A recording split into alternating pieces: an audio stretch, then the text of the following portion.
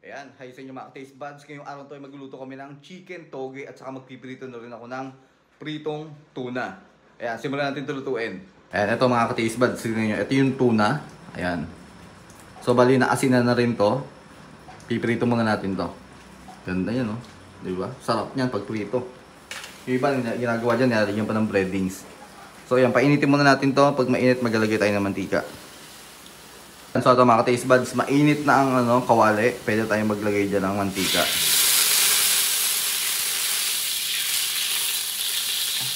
Painitin muna natin maigi yan. Prito muna natin yung tokwa. Pagka prito ng tokwa, piprito ko naman yung tuna. O diba?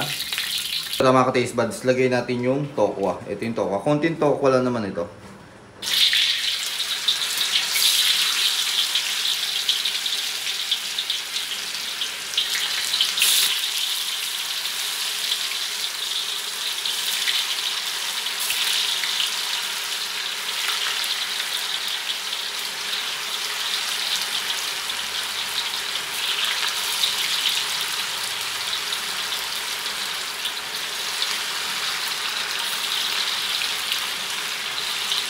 So ayan, prito muna natin ng tokwa.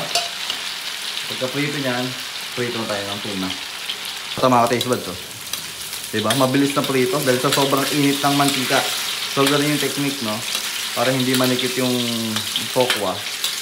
Siguraduhin nyo munang mainit yung mantika bago nyo ilagay. Ayan, prito pa natin to. So ayan mga taste buds, luto na yung tokwa. Lagay na natin dito sa lalagyanan. Ayan, natin yung mantika.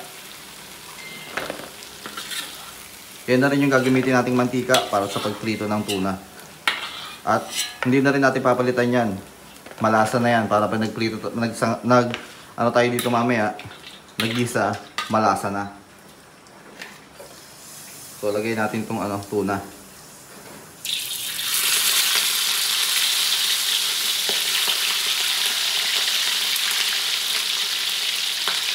Yan, hininaan na natin yung ang lalaki niya, eh.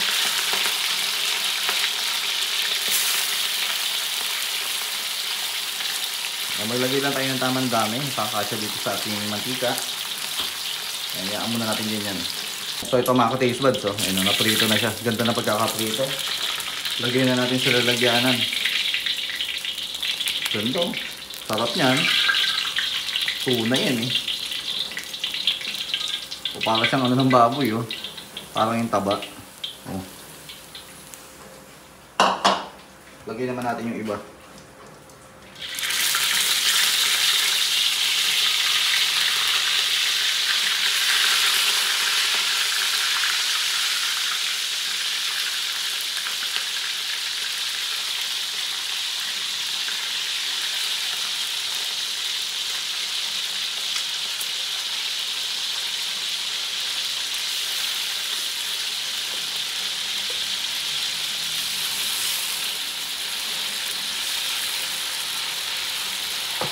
Yan, pilitin natin pagkasya yung lahat.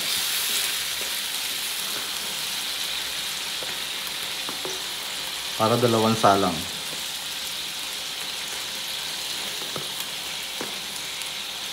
O, diba?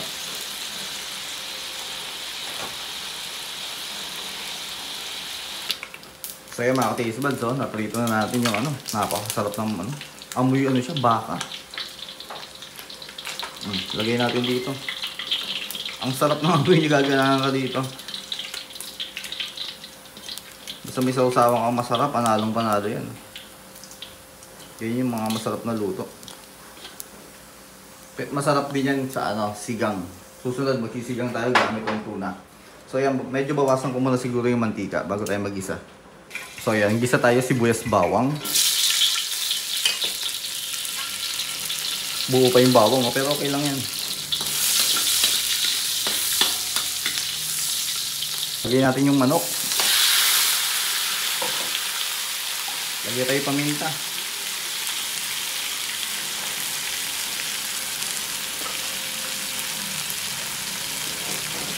Lagyan tayo patis. Masarap yung patis sa toge. Sarap kasi yan sa toge, yung maalat-alat.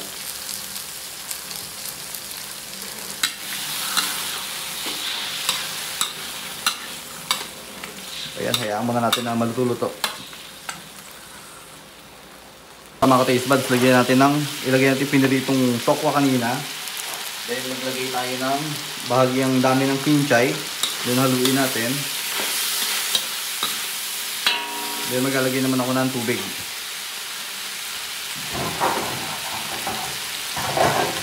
Then lalagyan muna natin ng tubig yan.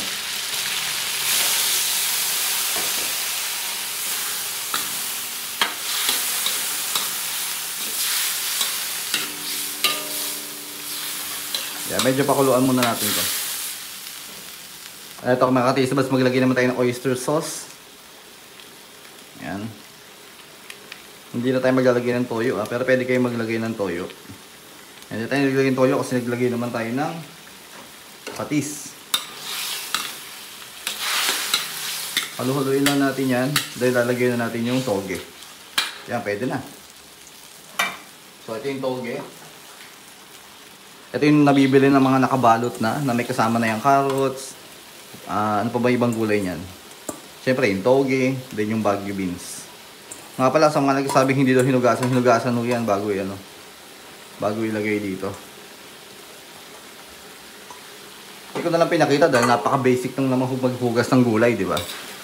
Yung iba sinasabi, ano daw ganyan, hindi hinugasan sa laula. Alam nga, pakita ko pang paano hugasan yung toge. Di ba? Basic na yon. Kumbaga common sense na lang siguro yon, di ba? So ayan. Kaya muna natin na medyo maluto-luto yan, then luto na kaagad yan. So ito mga ka-taste buds, luto na. Ganyan lang kasimple magluto ng simpleng toge. So ang niluto natin ngayon, pritong tuna. Pakita ko ulit. Ayan, pritong tuna. Ayan. At saka syempre toge. So dalawa yung ulam ngayon. Napakasarap na naman kumain yan. Kaya kain na rin tayo, kain na kayo. Kaya kung nagustuhan yung niluto namin, subukan nyo rin yan.